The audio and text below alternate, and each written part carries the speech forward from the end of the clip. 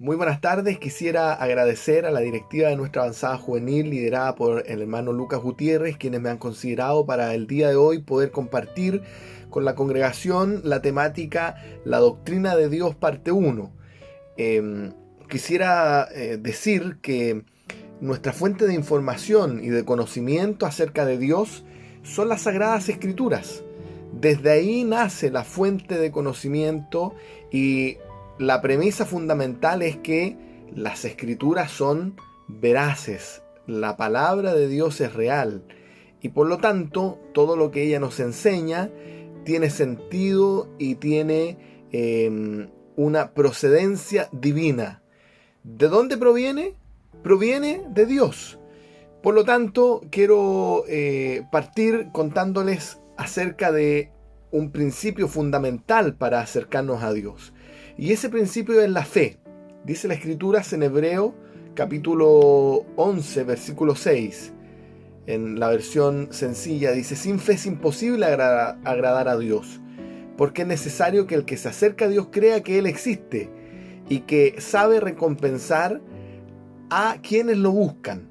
Entonces, el primer punto trascendental, el primer punto de inflexión para conocer a Dios, para acercarnos a Dios, es tener fe.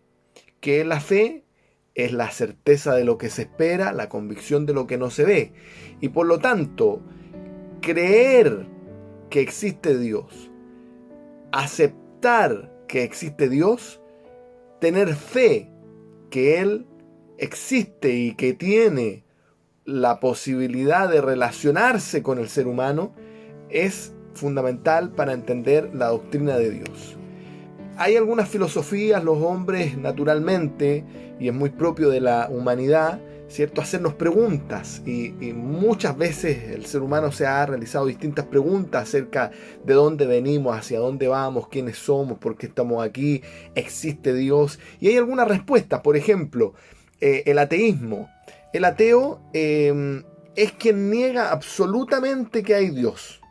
El ateo dice: Dios no existe, Dios no es concebible en la mente de un ateo.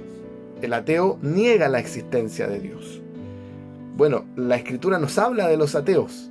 En el Salmo 14, versículo 1, la Escritura dice: dice el necio en su corazón, no hay Dios. Se está refiriendo al ateo. El ateo dice en su corazón, en su mente y en sus palabras, no hay Dios. Es una primera explicación, ¿cierto?, que las personas se dan. Y una segunda explicación es el agnosticismo. Una segunda filosofía, podríamos denominarla así, filosofía humana. Una filosofía humana respecto de Dios. El agnosticismo. El agnosticismo, a diferencia del ateo, es una persona que no niega la existencia de Dios.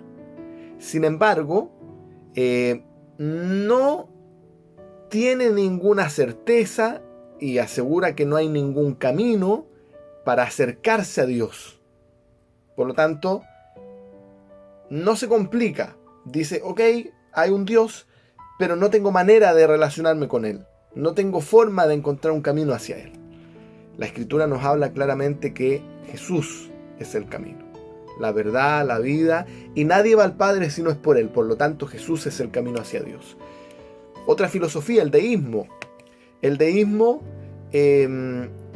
reconoce la existencia de Dios, efectivamente la reconoce, reconoce que creó el mundo y las leyes naturales. Sin embargo, niega que Dios pueda tener una relación con la creación.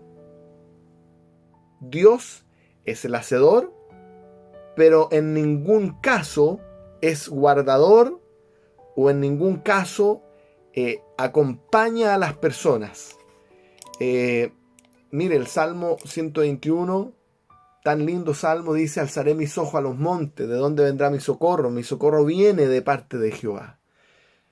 ¿Cómo podríamos no creer que Dios no se relaciona con las personas si nuestra fuente de conocimiento de Dios nos asegura que Dios tiene una relación personal con el ser humano y que Dios se acerca a su creación. Sigamos mirando estas filosofías. Por supuesto, usted podría estudiar esto con mucho detalle y en cada una de ellas encontrar autores, encontrar distintos pensadores. Solamente estamos haciendo una revisión superficial. El panteísmo. El panteísmo piensa que Dios no tiene personalidad, sino que habita en la naturaleza.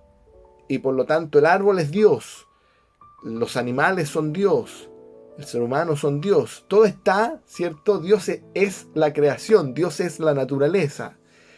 La Escritura nos enseña que los cielos cuentan la gloria de Dios y anuncian la obra de sus manos. Y por lo tanto, todo lo creado alaba a Dios. No puede ser la misma creación. Veamos el politeísmo.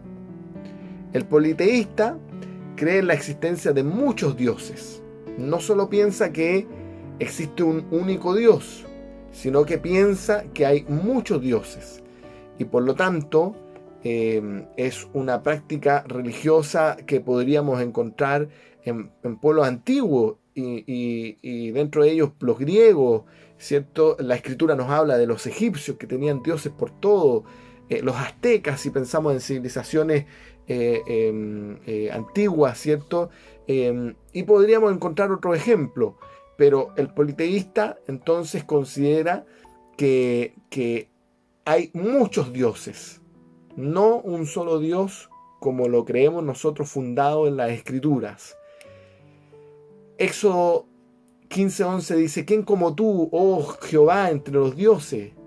¿Quién como tú, magnífico en santidad, terrible en maravillas, hacedor de prodigios? Hay una declaración ahí en Éxodos. Mire lo que dice también Isaías. Isaías en el capítulo 45 dice: yo soy el Señor y no hay ningún otro, fuera de mí no hay Dios. El único Dios verdadero, el único Dios, el Dios invisible, el gran yo soy, ¿cierto? El alfa y el omega, el principio, el fin, nuestro Dios, un solo Dios. No existe, ¿cierto?, esa posibilidad en nuestra creencia, y por eso es tan importante la doctrina de Dios. Hay un solo Dios y un solo mediador entre Dios y los hombres, Jesucristo, ¿cierto? Entonces sigamos estudiando acá y revisando algunas de las otras alternativas que plantea la filosofía. El dualismo, que existen dos dioses, el triteísmo, que existen tres dioses, ¿cierto? Ven a la Trinidad como tres dioses distintos: el Dios Padre, el Dios Hijo y el Dios Espíritu Santo. No, Dios es uno solo, y en Él, ¿cierto?, hay una Trinidad, que son coexistentes, que son coiguales, y por lo tanto afirmamos aquí en esta temática que estamos estudiando hoy, que es la doctrina de Dios, que Dios es uno solo. Esa visión del mundo respecto de la creencia acerca de Dios se llama monoteísta. El monoteísmo es la filosofía, ¿cierto?, que considera a Dios como un único Dios. Podría surgir aquí entonces una pregunta: ¿qué hacemos cuando aparecen estas diversas filosofías? Bueno, debemos evitar estas filosofías. Mire cómo es de interesante la Escritura, porque nos advierte previamente. En Colosenses 2:8 dice: mirad que nadie os engañe por medio de filosofías y huecas sutilezas según las tradiciones de los hombres, conforme a los rudimentos del mundo y no según Cristo. Todas estas filosofías, todas estas enseñanzas, todas estas nuevas doctrinas son filosofías humanas. La Escritura, en comparación, es absolutamente distinta, está en otro nivel. La Escritura es inspirada por Dios y por lo tanto no hay nada que se le compare, ninguna filosofía humana. Debemos entonces estar conscientes de que el hombre natural, el ser humano, siempre va a buscar, ¿cierto?, la forma de entender las cosas. Pero esto es complejo porque nuestra mente finita no tiene forma, no tiene la capacidad de entender a Dios, de comprender todo acerca de Dios. La Escritura dice: así como están tan altos los cielos de la tierra, así están mis pensamientos de tu pensamiento. Y por lo tanto solamente va a entender a Dios quien se acerca a Él y quien ha tenido la fe, como decíamos al inicio, de creer que hay un Dios. Y lo ha aceptado a través de la obra que hace el Espíritu Santo. Por eso la Escritura dice en Corintios: pero el hombre natural no percibe las cosas que son del Espíritu de Dios, porque para él son locura. ¿Cuántas veces se nos tildará en los medios de comunicación, vecinos, quizás otras filosofías, que los cristianos somos locos? Claro, porque el hombre natural no logra entender lo espiritual y por lo tanto para él es locura, no tiene sentido, no puede ser posible. Para él es locura, pero las cosas espirituales se disciernen espiritualmente. El hombre natural siempre trata de conceptualizar a Dios y trata de encajarlo en su conciencia, pero piense usted que usted y yo somos limitados, nuestra conciencia es finita, Dios es infinito. Por lo tanto, no vamos a tener la capacidad de encajar a Dios en nuestros conceptos, sino que debemos ser capaces de aferrarnos a sus palabras, de aferrarnos a sus promesas, de aferrarnos a la Escritura. Consideremos entonces también que hay algunos argumentos que uno podría encontrar respecto de la existencia de Dios.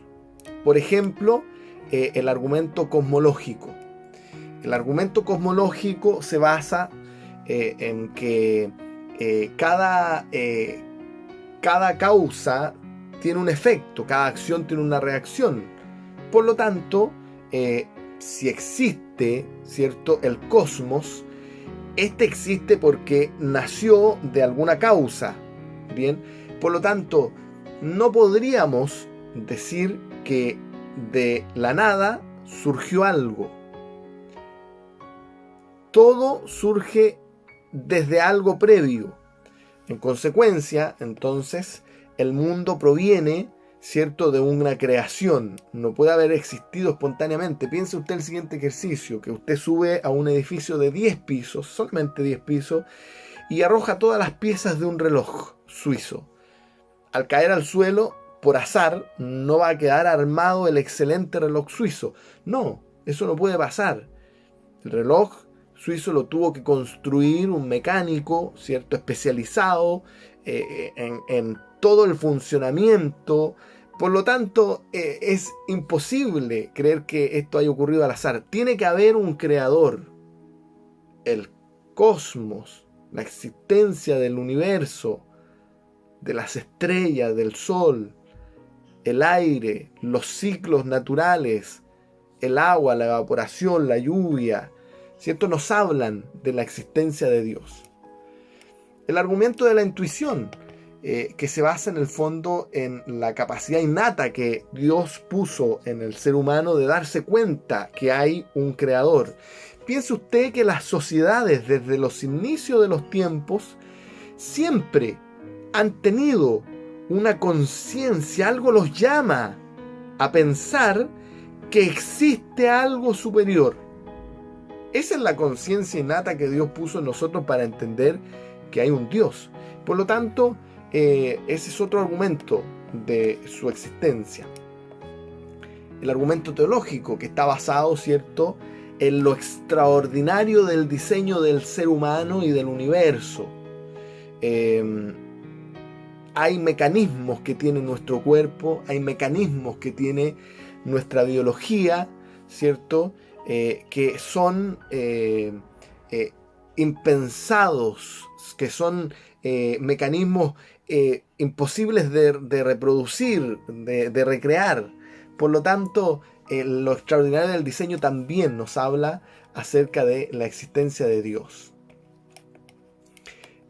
Ahora, estos argumentos yo se los comparto, ¿cierto? No para provocar, ¿cierto? Ni para tratar de ir a demostrarle a otros que Dios existe. No, vuelvo a reiterar, la fe es fundamental para creer en Dios, para acercarse a Dios.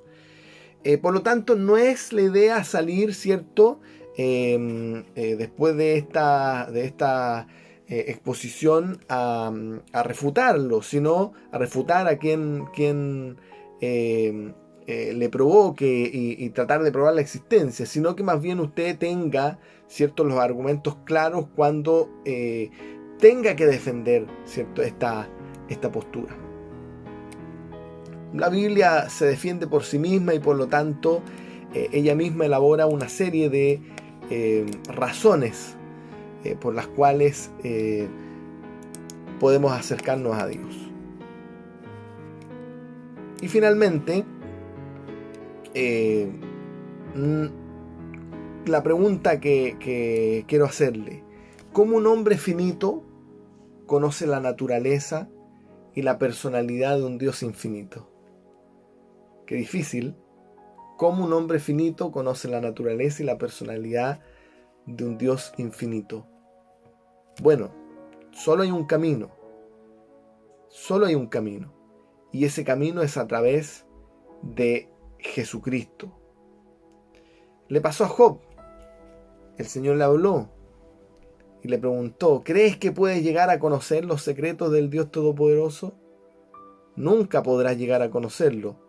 Son más altos que los cielos, más profundos que el sepulcro, más extensos que la tierra y más anchos que el mar.